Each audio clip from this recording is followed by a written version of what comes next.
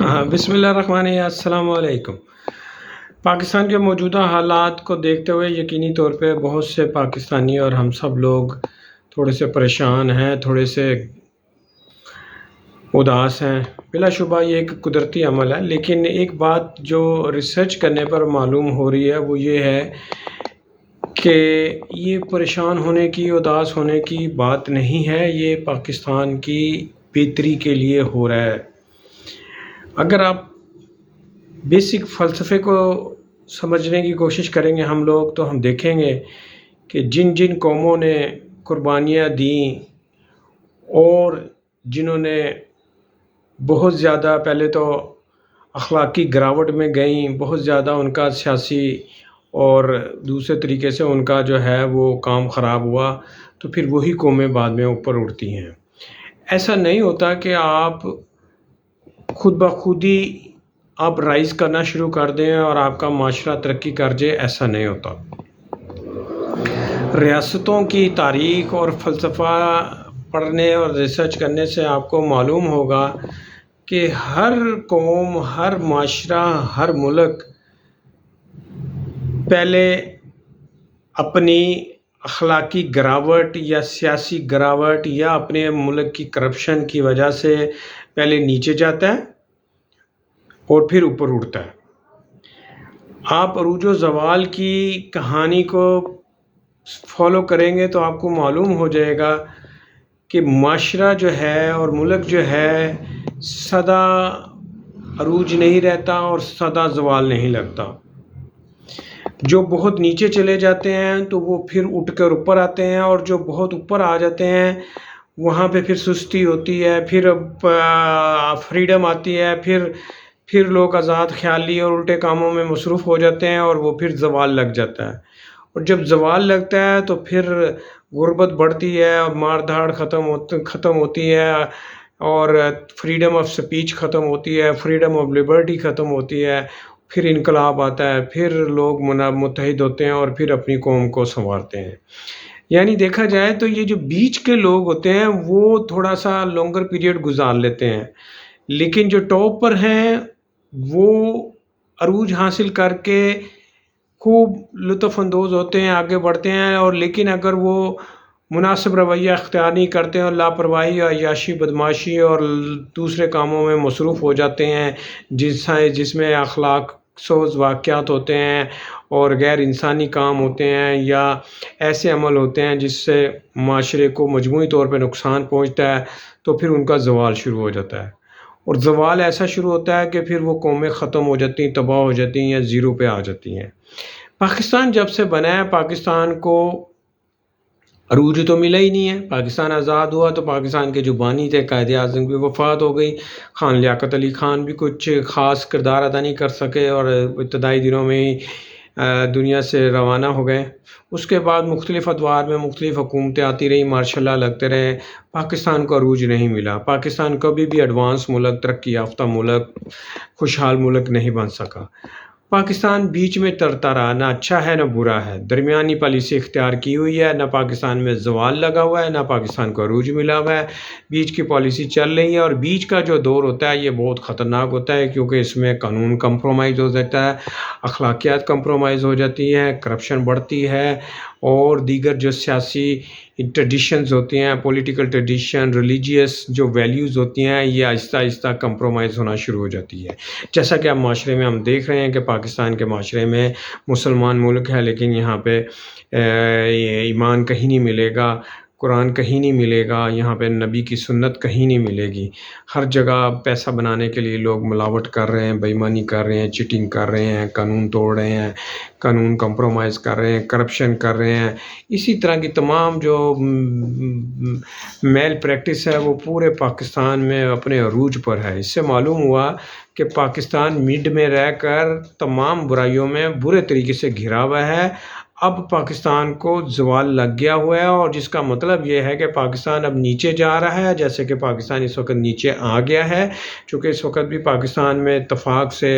आइन और कानून और अदालतों का जो है और सिविल लिबर्टीज़ हैं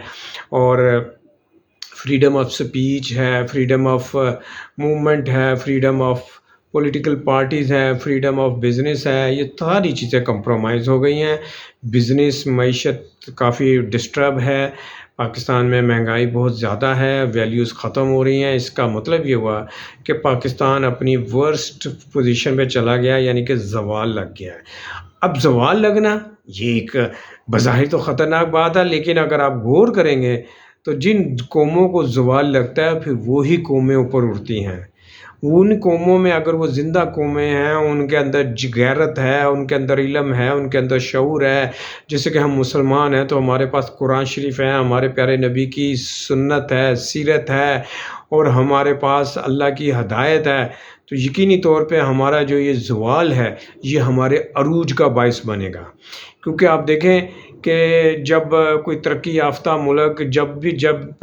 تھا، وہ پہلے دن سے ترقی یافتہ نہیں تھا، وہ پہلے وہ بہت نیچے گیا تھا، اور اس نیچے جانے کی وجہ سے پھر اس کے معاشرے کے جو ڈپارٹمنٹ تھے، جو اسٹیک ہولڈر تھے، انہوں نے کام کر کے پھر اس کو سپورٹ کیا، اور الٹیمیٹلی پھر وہ اس نے کھڑا ہونا شروع ہوا، رائز کرنا شروع ہوا، اور پھر وہ رائز کر کے ایک ایڈوانس ملک، ترقی یافتہ ایک مہذب معاشرہ بن گیا، جیسا کہ ہم دیکھ رہے ہیں بہت سے معاشرے ہیں جس میں امریکن سوسائٹی ہے، کینیڈین ہے، آسٹریلین، یورپین سوسائٹی ہے۔ یہ ساری قومیں جو تھیں پہلے زوال کا شکار ہوئی تھی، وہاں پہ پہلے اخلاقی گراوٹ، لاقانونیت اور طوفان بدتمیزی تھا، لہٰذا انہوں نے ان تمام چیزوں کو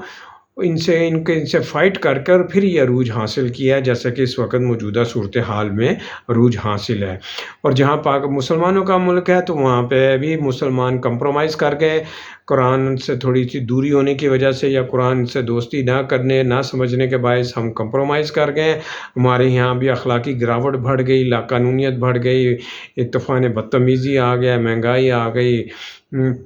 پارلیمانی نظام ہے، لیکن پارلیمانی نظام میں ہم دیکھ رہے ہیں کہ ایم پی اے بک جاتے ہیں، حکومتیں بدل دی جاتی ہیں، اور پورا آئین اور قانون کمپرومائز ہو جاتا ہے، high court, supreme court compromise ہو جاتے ہیں۔ تو یہ زوال کی نشانی ہے، اور زوال کا مطلب ہے کہ پاکستان اب رائز کرے گا، اور رائز کر کے اپنا عروج حاصل کرے گا، کیونکہ پاکستانی قوم ایک زندہ قوم ہے، اس کی قوم میں بہت جذبہ ہے، پوٹینشل ہے، اور یہ بہت آگے جائے گی، کیونکہ پاکستان قوم نے ثابت کیا ہے کہ جب اسے موقع ملا ہے، اسے چیلنج ملا ہے، اس نے ثابت کیا ہے کہ ایک زندہ اور پاورفل قوم ہے۔ تو لہٰذا موجودہ صورتحال جو ہے وہ یقینی طور پہ پاکستان میں زوال کی نشانی ہے، اور زوال کا مطلب ہے کہ پاکستانی قوم اب اپنے آپ کو سنبھالے گی، اپنی اصلاح کرے گی، اپنے آپ کو متحد کرے گی، اور اپنی تمام برائیاں جن کو ہم پہلے آنکھ بند کر کے کرتے آئے ہیں، اب ان کو کل کیا جائے گا، ان کا محاسبہ کیا جائے گا، اور اپنی اصلاح کرتے ہوئے ہم آگے بڑھیں گے اور عروج حاصل کریں گے، اور پوری مسلم امہ کو لیڈ کریں گے، اور انشاءاللہ پاکستان خوشحالی اور طاقتور ملک بنے گا۔ تو یہ موجودہ صورتحال ہے، یہ خوشی کی خبر ہے، کیونکہ تکلیف ہے، پریشانی ہے قوموں کی، جب تک قومیں، عوام تکلیف نہیں برداشت کرتی ہیں تو یاد رکھیں کبھی بھی کوئی